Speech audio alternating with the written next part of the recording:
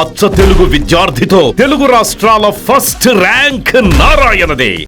ఆ వర్కర్స్ ముందు నేను ఓడిపోకూడదు. సీత, ఉన్న ఆస్తి పోయినా సరే, నేను నడి రోడ్డు మీదకి వచ్చినా సరే, కోర్టు చెప్పిన ప్రకారం నేను నష్టపరిహారం చెల్లించను.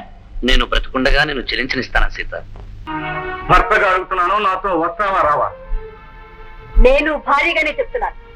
మీకు ఆ వెధవులతో సంబంధం ఉన్నంత వరకు నేను ఆ గడప తొక్కను. అంటే నీ కోసం వాళ్ళని విడిచిపెట్టుకోమంటావు అంతేగా? అంటే నేను పోయినా పర్వాలేదు, వాళ్ళని మాత్రం విడిచిపెట్టను అంటారు అంతేగా?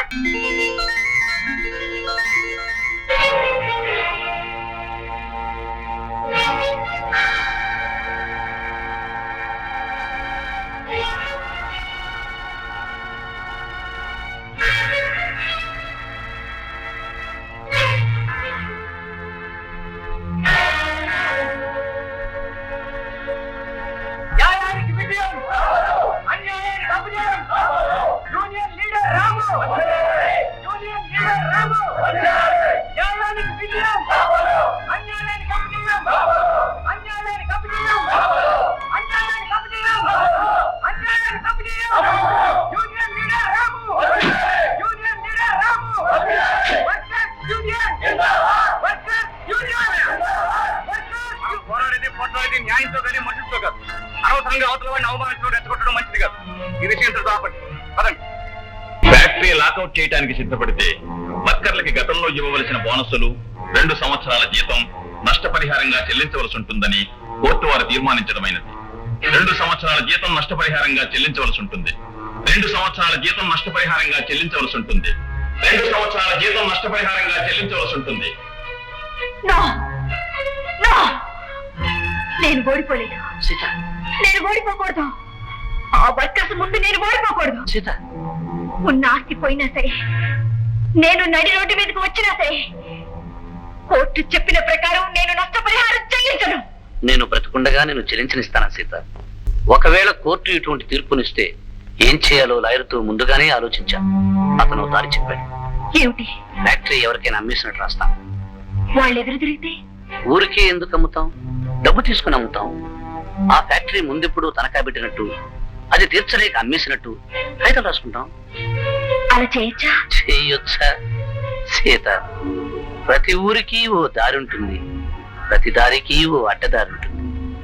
ఏ అడ్డదారి నుంచి వెళ్ళినా ఊరు దాటిపోవడానికి ఓ దారి దొరుకుతుంది. నువ్వుండు, నేను సేట్ గారిని తీసుకొస్తాను. న్యాయం జయించింది, ధర్మం జయించింది, నువ్వు జయించావు. అదంతా బయట నిత్యం. కానీ భర్తగా జీవితంలో ఓడిపోయావురా. భార్య అపజయం భర్తకి ఎప్పుడు అవమానమేరా. అందులో సీత లాంటి పిల్ల ఇలాంటి అవమానాన్ని అస్సలు తట్టుకోలేదు. మన వృత్తులు మన కాపురాలను కూల్చకూడదా? వెళ్ళి ఆ అమ్మాయి తీసుకురా.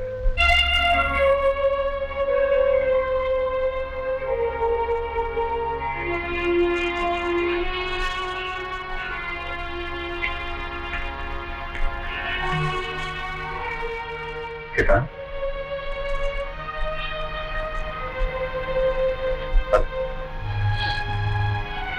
ఎక్కడికి? ఇంటికి. ఎవరింటికి? మన ఇంటికి. మన ఎదుర్పడి నుంచి.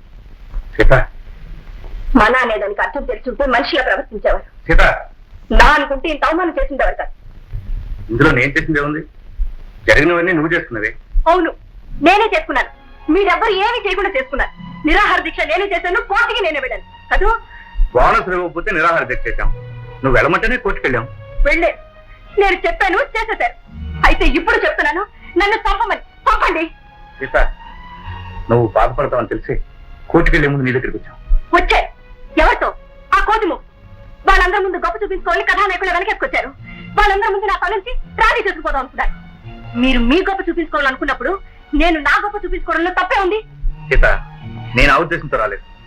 నీ మంచి కోరి నేను ఒప్పించాలని వచ్చాను. మంచి మీరు? నా మంచి కోరేవారైతే మీరు ఒక్కరే వచ్చిండేవారు. సీత, తప్పు నీది, వాళ్ళకి కాదు, వాళ్ళ బోనస్ వాళ్ళకి పారైన భర్తగా ఒక్క మాట చెప్పుంటే నేను చేస్తుండేదాన్ని కదా.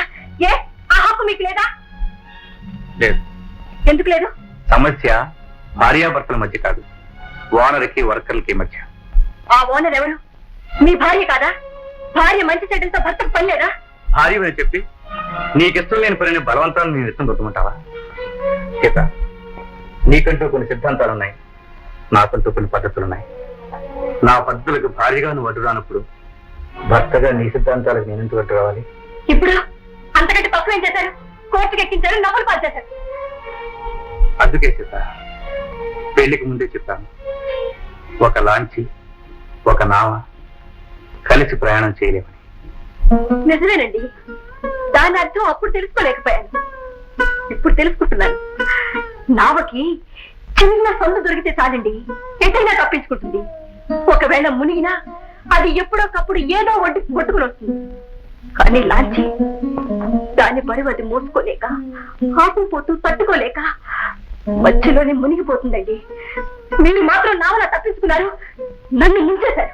సీత, అర్థం లేకుండా మాట్లాడు. ఎవరు నేను ముంచింది? నేను నువ్వే ముంచుకున్నావు, నువ్వు కూర్చున్న కొబ్బరి నువ్వే నరుక్కున్నావు. నరుక్కుంటాను, నాకు ఇష్టమైతే నా బ్రతికే నరుక్కుంటాను. మీరు వెళ్ళండి. సీత, ఏమిటిది? నీకేమైనా పిచ్చి పట్టిందా? అవునండి, నాకు పిచ్చే పట్టింది. పిచ్చి దాంతో మీకే పని. మీతో కాపురం చేయడానికి ఆ పనికి మన సీత, అనవసరంగా నోరు పారేసుకుంటున్నాం. వాళ్ళు సాటి మనుషులే.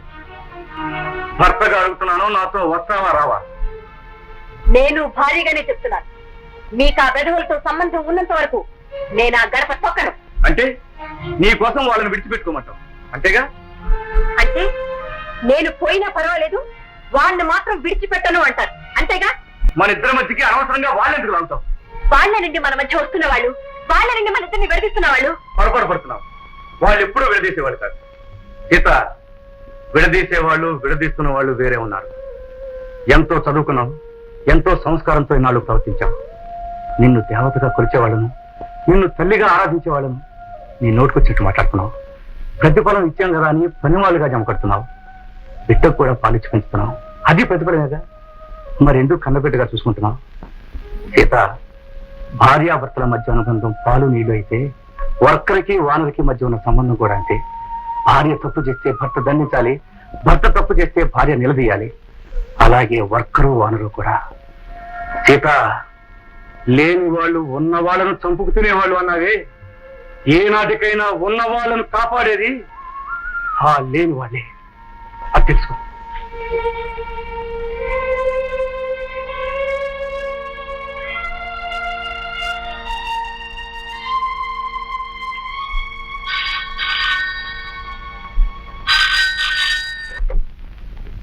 హలో మేడం, ఇక్కడ రవిబాబుని కొట్టి పారేశారు మేడం. ఎవరు? మన ఫ్యాక్టరీ వర్కర్లు మేడం. ఇప్పుడు ఎక్కడున్నారు? నేను వస్తాను. వద్దు మేడం, వస్తే మీకు చాలా ప్రమాదం అవుతుందండి. అవును మేడం, మేమే ఆయన తీసుకుని వచ్చేస్తామండి అక్కడికి. సరే అయితే తొందరగా తీసుకురండి. నెమ్మది,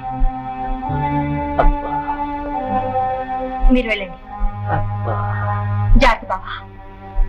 బాబా, ఏమైంది?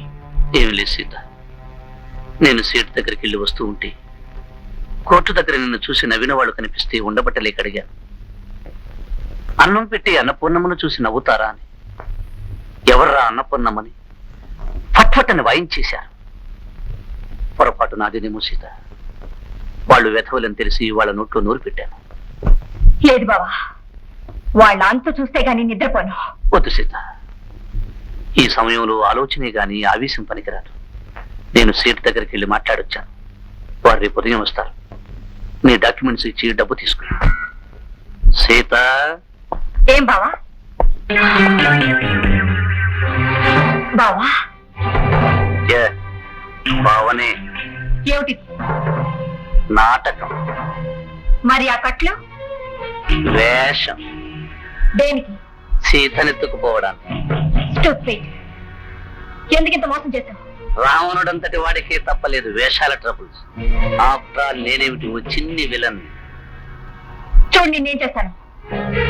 సినిమాల్లో ప్రతి హీరోయిన్ విలన్ దగ్గరకు రాగానే చెప్పే మొట్టమొదటి డైలాగ్ ఇదే. పోలీసులకు ఫోన్ చేస్తున్నావా పిచ్చిదాన? ఇంట్లో టెలిఫోన్ల మూతే కాదు, ఈగల మూత కూడా లేదు. అన్ని మూతలు కట్. ఈ ఇంట్లో ఏం జరిగినా బయట ప్రపంచానికి కట్. నీకు గుర్తుందో లేదో రామాయణం సీతనెత్తుకుపోవడానికి రావణుడు లైన్ ఎంత క్లియర్ చేసుకున్నాడో తెలుసా? మొదట మైలేణ్ణి పంపించాడు, ఆ తర్వాత రాముణ్ణి పంపించాడు, ఆ వెనక లక్ష్మణుణ్ణి పంపించాడు. ఈ సీతనెత్తుకుపోవడానికి వీడేం చేశాడో తెలుసా? మొదట పనివాళ్ళను పంపించాడు, ఆ తర్వాత ఫాదర్ని పంపించాడు, ఆ వెనక చెల్లెల్ని పంపించాడు. ఒక చేతిలో డబ్బు, రెండు చేతుల సీతమ్మ. ఆ తర్వాత ఘట్టమేమిటో తెలుసా? తెలుగు వన్